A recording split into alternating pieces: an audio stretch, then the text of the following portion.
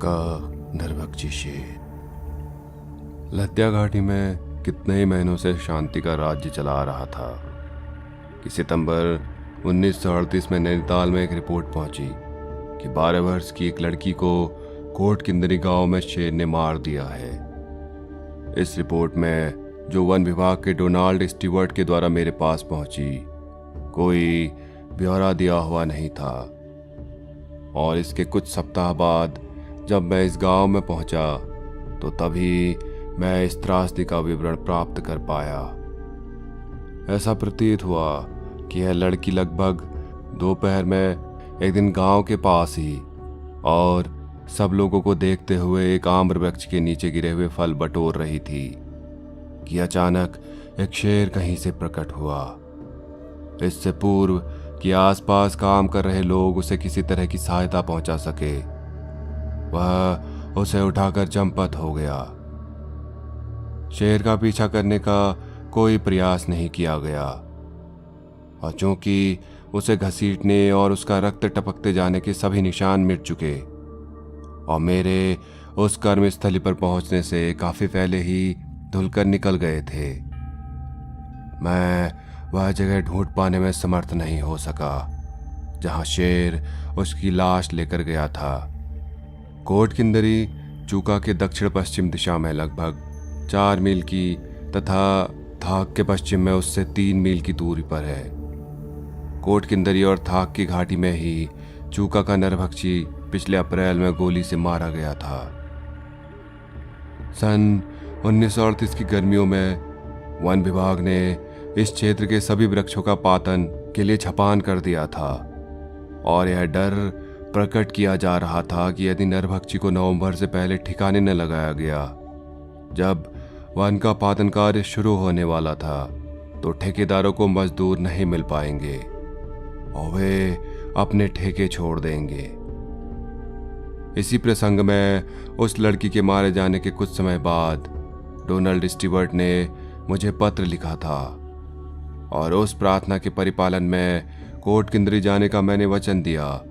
तो मैं स्वीकार करता हूं कि ठेकेदारों के हितों पर ध्यान देने की बनिस्बत स्थानीय निवासियों के हितों पर अधिक ध्यान देते हुए ही मैंने अपना उक्त वचन दिया था। कोट किंदरी जाने का मेरा सबसे सीधा रास्ता पहले रेल से टनकपुर, वहां से कालढुंगा और चूका होते हुए आगे पैदल पैदल जाना। इस रास्ते जाने से मेरा 100 मील पैदल चलना बच जाता, परंतु इसमें मुझे उत्तर भारत की सबसे ज्यादा मारक मलेरिया पट्टी में से होकर गुजरना पड़ता और उसे बचाने के लिए पहाड़ों से होकर मोर नाला और वहां से कोट किंदरी से ऊपर उसकी पहाड़ी धार पर समाप्ति स्थल तक परित्यक्त शेयरिंग मार्ग से जाना तय किया।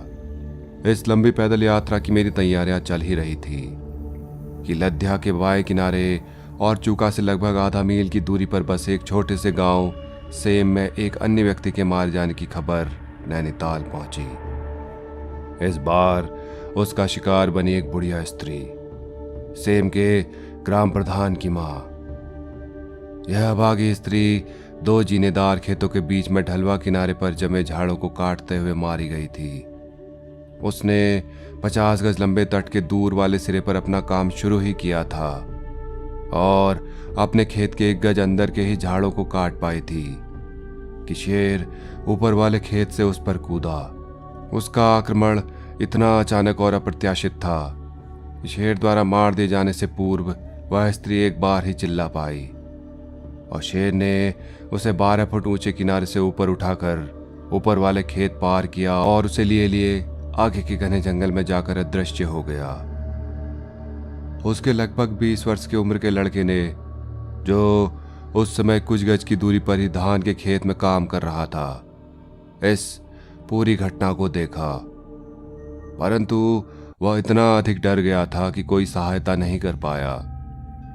लड़के की जल्दी आने की प्रार्थना के प्रतिचार में 2 दिन बाद पटवारी इकट्ठा किए हुए 80 आदमियों को लेकर सेम आया। जिस दिशा में शेर गया था उसी का अनुसरण कर उसने इस स्त्री के कपड़े और हड्डियों के कुछ छोटे छोटे टुकड़े ढूंढ निकाले। यह हत्या दिन के 2 बजे अच्छी धूप वाले दिन में हुई थी। और शेर ने अपना मारा हुआ शिकार उस मकान से जहां उसने उसे मारा था केवल 60 गज दूर ले जाकर खा डाला था। यह दूसरी खबर मिलने पर अल्मोड़ा, नैनीताल और गढ़वाल तीनों जिलों के डिप्टी कमिश्नर इबटसन और मैंने मिलकर युद्ध परिषद की, जिसका परिणाम यह निकला कि इबटसन ने, जो तिब्बत सीमा पर बसे अस्कोट में एक जमीनों का झगड़ा निपटाने के लिए जाने ही वाला था, अपना दौरे का कार्यक्रम बदल दिया और बागेश्वर होकर जाने के बजाय मेरे साथ सेम चलने और वहां से आगे अस्कोट जाने का निर्णय किया। जो रास्ता मैंने चुना था उसमें काफ़ी अधिक पहाड़ चढ़ाइयाँ करनी पड़ती थी, इसलिए हमने अंततः नंधौर घाटी से ऊपर जाना, नंधौर और लद्या का जल विभाजक पार करना और उसके बाद लद्या नदी के किनारे किनारे होकर सेम पहुंचना तय किया। इबटसन दंपति इसी के अनुसार 12 अक्टूबर को नैनीताल से चल दिए और अगले दिन 4 गलियां पहुंचकर मैं उनके साथ मिल गया। नंदौर से ऊपर जाते और रास्ते में मछलियां भी पकड़ते हुए हल्की ट्राउट पकड़ने की बंसी से एक दिन में पकड़ी हमारा श्रेष्ठतम कार्य 120 मछलियां रही। हम 5वें दिन दुर्गा पीपल पहुंच गए। यहां हमने नदी को छोड़ दिया और एक बहुत तीखी चढ़ाई चढ़कर रात को जल विभाजक पर पड़ाव डाला। अगले सवेरे बहुत जल्दी यात्रा शुरू करके उस रात हमने अपने तंबू चाल्टी से 12 मील की दूरी पर लद्या के बाएं किनारे पर गाड़े। मानसून समय से जल्दी समाप्त हो गई थी, जो हमारे लिए बड़े सौभाग्य की बात रही, क्योंकि चट्टानी चोटियों से पानी बहकर एकदम सीधा घाटी में ही आता था। इसलिए लगभग हर चौथाई मील चलने के बाद हमें नदी पार करनी पड़ती थी। ऐसे एक पार पथ पर मेरा रसोइया, जो जूते पहनकर 5 फुट का ही हो पाता था, नदी में बह गया और पानी में डूबकर मरने से इसलिए बचाया जा सका क्योंकि उस आदमी ने, जो हमारे मध्याह्न भोजन की टोकरी लिए चल रहा था, तत्काल उसे मदद पहुंचाई थी। 4 गलियां छोड़ने के बाद 10वें दिन हमने सेम के एक उजाड़ खेत में पड़ाव डाला, जो उस घर से जहां वह स्त्री मारी गई थी 200 गज तथा लद्या और शारदा नदियों के संगम से 100 गज की दूरी पर था। पुलिस विभाग का गिल वार्डेल, जो लद्या से नीचे जाते हुए हमें रास्ते में मिला था, कितने ही दिनों से सेम में पड़ाव डाले हुए था और उसने कटड़ा भी बांधा था, जिसे वन विभाग के मैकडोनाल्ड ने हमारे उपयोग के लिए औपा कर हमें दे दिया।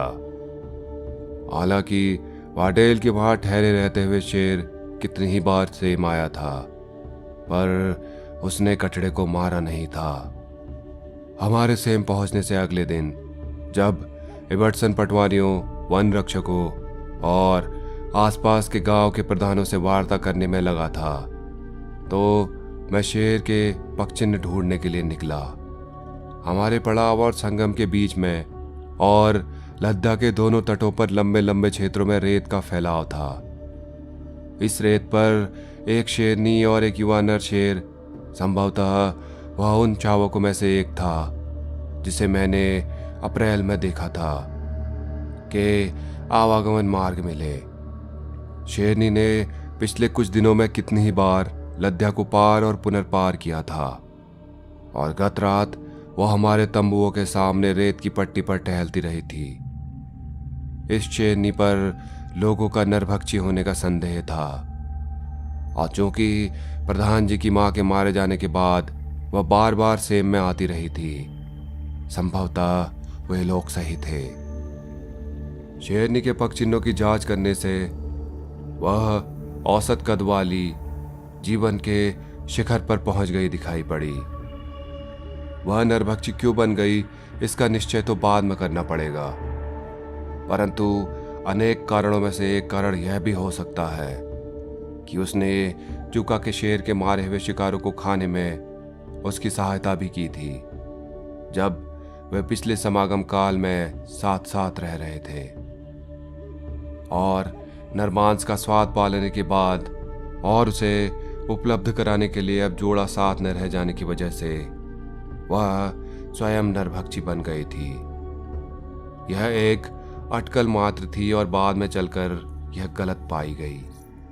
नैनीताल छोड़ने से पूर्व मैंने टनकपुर के तहसीलदार को पत्र लिखकर अपने लिए 4 कटड़े खरीदने और उन्हें सेम भिजवाने के लिए कहा था। इनमें से एक कटड़ा बीच में ही सड़क पर मर गया। बाकी 3 24वीं तारीख को सेम पहुंच गए और उसी शाम को हमने उन्हें उस एक कटड़े के साथ जो मैकडॉनल्ड ने हमें दिया था भदवा दिया। गांव के आसपास खेतों में थोड़ा समय हुए ही हल चला था और गत रात ही शेरनी उन 3 परिवारों के निकट से होकर गुजरी थी जो अपने ढोर डंगरों के साथ खेतों पर सो रहे थे। सौभाग्य से प्रत्येक जगह ढोर डंगरों ने शेरनी को देख लिया था और सोने वालों को उसके आने की चेतावनी दे दी थी। खेतों को छोड़कर शेरनी ने कोट किंदर की दिशा वाला रास्ता पकड़ा और हमारे कटड़ों के पास से होती उनमें से किसी को भी छुए बिना आगे बढ़ गई थी। हमारे सेम पहुंचने पर पटवारी, वन रक्षकों और ग्रामवासियों ने हमें बताया कि हमारा जवान कटड़ा बदवाना समय को बर्बाद करना सिद्ध होगा, क्योंकि उन्हें पक्का यकीन था कि नरभक्षी उन्हें मारेगी ही नहीं। इसका कारण उन्होंने यह बताया कि नरभक्षी को गोली से मारने की कोशिश करने में यह तरीका दूसरों ने भी अपनाया था, परंतु इसमें कोई सफलता नहीं मिली थी। और यह कि कारण कोई भी क्यों न हो, यदि शेरनी भैंस ही खाना चाहती है तो जंगल में कितनी ही भैंसें चरती रहती हैं और वह उनमें से किसी को भी चुन सकती है। इस सलाह के बावजूद अगली 2 रात हम अपने कटड़े बांधते ही रहे और शेरनी उनको छुए बिना उनमें एक या उससे ज्यादा कटड़े के पास से होकर जाती रही। 27वीं तारीख को सवेरे जब हम नाश्ता खत्म ही कर रहे थे कि थाक के प्रधान के भाई तिवारी के नेतृत्व में लोगों की एक टोली हमारे पड़ाव में आई और बताया कि उनके गांव का एक आदमी लापता है। उन्होंने यह भी बताया कि यह आदमी पिछले दिन दोपहर को अपनी पत्नी को यह कहकर गांव से गया था कि वह यह देखने जा रहा है कि उसके ढोर डंगर गांव की सीमा से आगे जाकर कहीं भटक कर चले न गए, और चूंकि वह वापस नहीं लौटा उन्हें डर है कि उसे नरभक्षी ने मार डाला है। जल्दी ही हमारी तैयारियां पूरी कर ली गई और 10 बजे इबटसन और मैं थाक के लिए चल पड़े। साथ में तिवारी और वे लोग थे जिन्हें वह अपने साथ लेकर आया था। दूरी तो 2 मील ही थी, परंतु चढ़ाई काफी ज्यादा थी और हम आवश्यकता से अधिक समय लगाकर मदद करने में विलंब करना नहीं चाहते थे। इसलिए सांस फुलाए और पसीने से लथपथ हुए हम गांव के बाहरी भाग में पहुंच गए। जब हम गांव में पहुंचे तो क्षुद्रों से ढके भूमि के समतल टुकड़े पर, जिसका बाद में सकारण मुझे उल्लेख करना पड़ेगा, हमने एक स्त्री को चिल्लाते हुए सुना। किसी भारतीय स्त्री को अपने मृत व्यक्ति का शोक करते हुए रोना समझने में गलती नहीं की जा सकती, और जंगल से बाहर निकल हम उस शोक करने वाली स्त्री, उस लापता हुए व्यक्ति की पत्नी, उन कोई 10 या 15 आदमियों के पास पहुंचे जो खेतों के किनारे खड़े हमारी प्रतीक्षा कर रहे थे। इन लोगों ने हमें सूचित किया कि अपने घरों से ऊपर जहां वे उस समय खड़े थे उससे 20 गज की दूरी पर क्षुद्र उग रहे खेत में उन्होंने कोई सफेद वस्तु देखी थी जो उस लापता हो गए आदमी के कपड़ों का टुकड़ा जैसा लग रही थी। इबटसन, तिवारी और मैं उस सफेद वस्तु का पता लगाने के लिए चले और श्रीमती इबटसन उस स्त्री और बाकी लोगों को साथ लेकर गांव में चली गई। उस खेत में जिसमें पिछले कई वर्षों से खेती नहीं की जा रही थी, क्षुद्रोह का घना जंगल उगाया था जो गुलदाउदी जैसा ही लगता था। और जब हम उस सफ़ेद वस्तु पर ही जाकर खड़े हो गए तो तिवारी ने पहचान लिया कि यह उस लापता आदमी की ही लंगोटी है।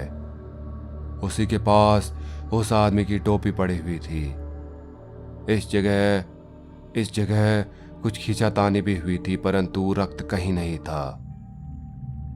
जहां आक्रमण हुआ था उस जगह और उससे काफी दूर तक घसीट पर रक्त न मिलना इस तरह से समझाया जा सकता है कि शेरनी ने अपनी पकड़ बनाए रखी होगी, क्योंकि ऐसी हालात में पकड़ को बदले बिना शरीर से रक्त बाहर नहीं निकल सकता।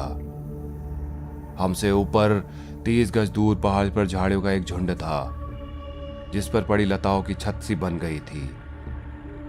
घसीट का अनुसरण करते जाने से पूर्व इस जगह को देखा जाना जरूरी था, क्योंकि शेरनी को अपने पीछे छोड़कर आगे बढ़ते जाना ठीक नहीं था। झाड़ियों से नीचे मुलायम जमीन पर हमें शेरनी के पग चिन्ह मिले, और वह जगह भी मिली जहां उस आदमी पर आक्रमण करने को आगे बढ़ने से पूर्व वह लेटी रही थी। अपने आरंभ बिंदु पर फिर लौटकर हम निम्न कार्य योजना पर सहमत हो गए। हमारा प्राथमिक उद्देश्य शेरनी का पीछा करने और मारे गए शिकार पर आने पर उसको गोली से मारने का था। इस उद्देश्य की प्राप्ति के लिए मुझे उसका पीछा करना था और उसके साथ साथ तिवारी सहित जो निहत्था था सामने की भी चौकसी रखनी थी, जो मेरे 1 गज पीछे रहकर दाई बाई तरफ ध्यानपूर्वक नजर रखे हुए था, और तिवारी से 1 गज और पीछे इबर्टसन, जो पिछली ओर से शेरनी का आक्रमण होने से हमें सुरक्षित रखने के लिए चल रहा था। शेरनी का बाल भी इबर्टसन या मुझे किसी को भी दिख जाने पर हमें उस पर गोली चलाने का जोखिम उठाना था।